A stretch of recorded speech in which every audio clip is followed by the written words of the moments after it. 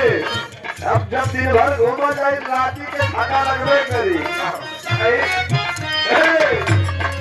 थका लगी तो बीएफ बनबे करी है ना।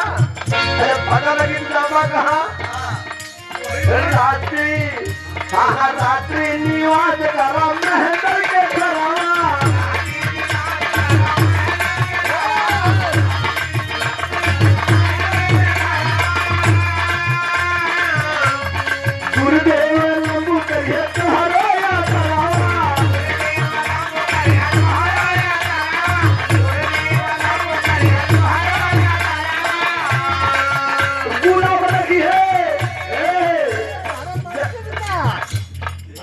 घूमत पहुंचवा देखभाल करे वाला चाहिए हमें सबके देखभाल करे वाला मुर्गी में है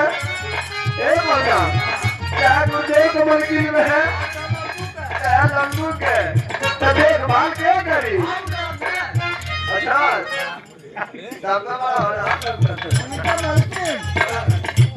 हाँ